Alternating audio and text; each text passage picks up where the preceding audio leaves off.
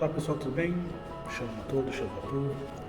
Essa semana a gente já iniciou a leitura da Parashat Vaishev, mas para a gente entender todo o processo que a Parashat Vaishev traz para a gente precisa entender algo que começou a acontecer antes da Parashat Vaishlach, ou seja, na Parashat em que Esav e Yaakov fazem a troca das bênçãos.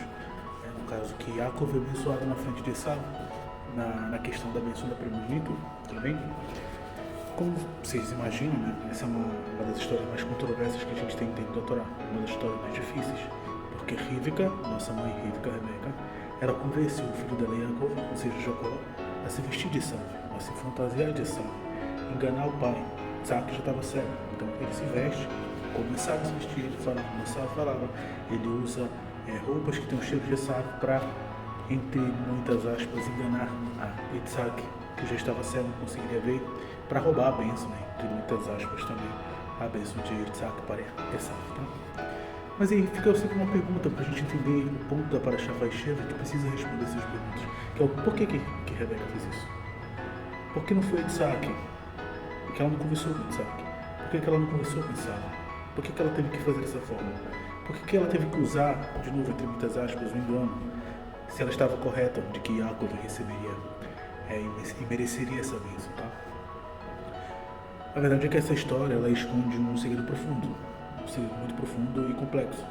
Yaakov, cuja a característica dele era a verdade, ele não mentiu. Naquele momento Yaakov não mentiu. Rivka agiu por profecia, ou seja, Rebeca agiu por forma de profecia. Fica até o fim, a gente vai entender isso no decorrer do vídeo, mas você precisa entender como que a providência divina ela opera através de um engano, porque não foi um engano explícito, né? Então, quando a gente fala que a providência divina ela age através de um engano, entenda esse engano com muitas aspas. Para entender Rivka e Yaakov, a gente precisa partir de um princípio da precisão dos comentários do Sefer Torah, tá? Ou seja, de vários comentários que a gente tem hoje em dia dentro do Sefer Torah, sobre o Sefer Torah. Tá? O Rabi Yehuda, ele diz a seguinte frase, e é importante que vocês entendam essa frase. Ele diz que quem adiciona algo ao versículo da Torá é chamado de mentiroso, e quem acrescenta insulta e denigra o Criador.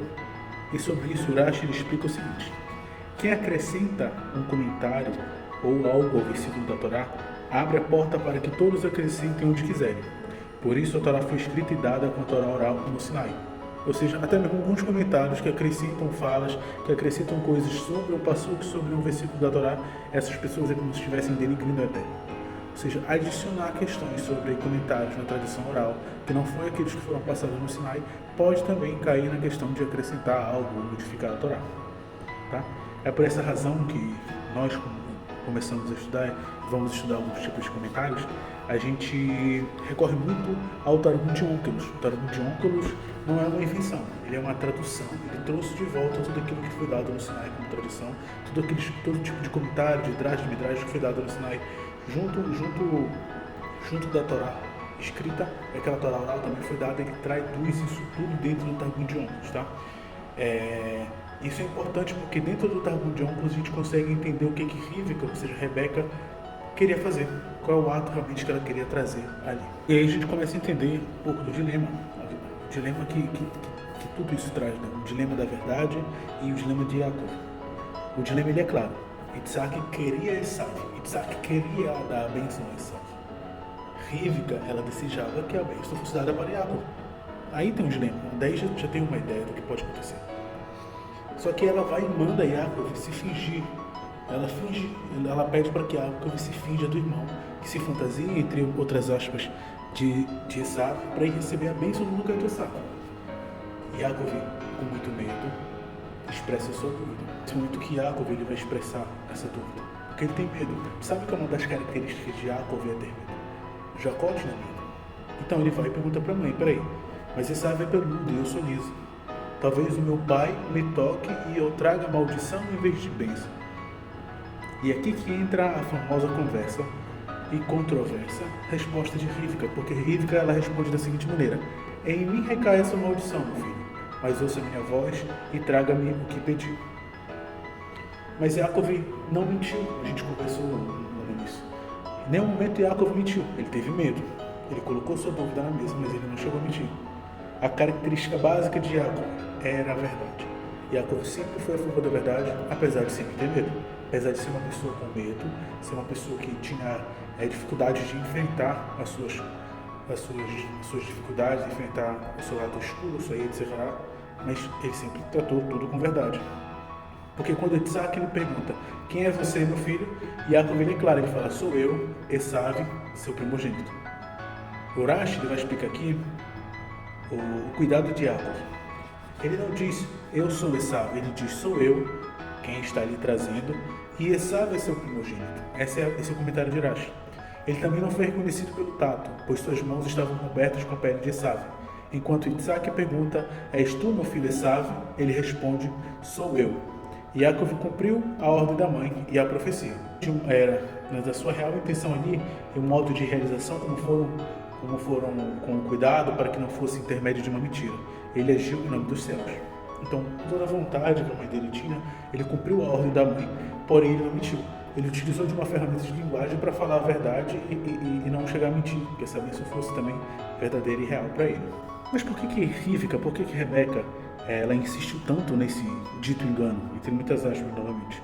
Aqui que a gente traz um comentário de Onkelos, no Targum de Onkelos, ele diz o seguinte: a mim foi dito por profecia que não recairão sobre você maldições, porém receberá de mim e me trará. Essa foi a fala de Rivka, de acordo com a tradução de Onkelos. Rivka, ela não agiu por uma intuição, mas foi por uma profecia divina. Lembrando que Rivka recebe essa profecia no momento que ela está grávida. Ela recebe a profecia que o menor comandaria o maior, que o menor seria maior que o maior. Entendeu? Então já estava certo para ela. Ela recebeu a profecia, não foi Isaac que recebeu. Por isso que ela agiu para cumprir a profecia. Isso garantiu que mesmo que se Isaac lançasse uma maldição sobre Jacob, essa maldição não cairia sobre Jacob. E é aqui que entra um fundamento do Maharan Al-Sher Al-Kadosh. Isaac queria Esaú. Ponto. Para que a vontade de Deus revelada a Rivka se cumprisse, ela precisava agir. Isso é uma prova de que às vezes a gente recebe profecias e a gente acha que a gente vai ter que ficar parado e receber a profecia se cumprir. Não, a gente deve se movimentar, se colocar de acordo com o que o Eterno quer que a gente faça para que a profecia se cumpra.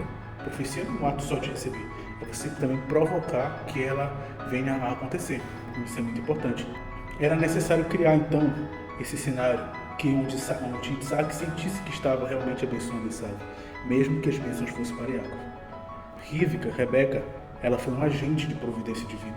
O seu ato não foi um erro, mas um cumprimento estrito da instrução profética que ela recebeu enquanto estava grávida, no momento que ela consultou a Deus. A Torá é clara. Rivka consultou a Deus e recebeu a resposta. E ela cumpriu essa resposta que ela recebeu.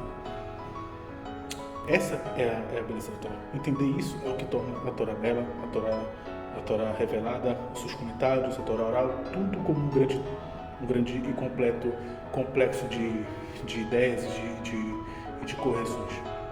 Sem Onkelos e Urash, vemos um erro, mas com Onkelos e Urash, a gente percebe a providência, a gente percebe a verdade, a gente percebe com qual ação e ação, o que essa ação de Rebeca, o que ela mandou Jacob fazer, vir trazer, emanar algo que foi colocado na mente dela, que foi colocado pelo Eterno como profecia para ela, ela consegue imprimir isso na realidade no mundo físico.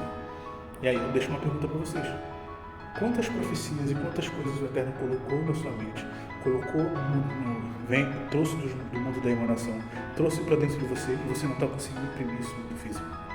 Deixa aqui no comentário se você quer alguma ajuda sobre isso, a gente pode ajudar você ainda mais. Não se esqueça de se inscrever no canal e compartilhe esse vídeo para aquela pessoa que você sabe que está travada no momento porque não consegue imprimir as vontades do Eterno no mundo físico.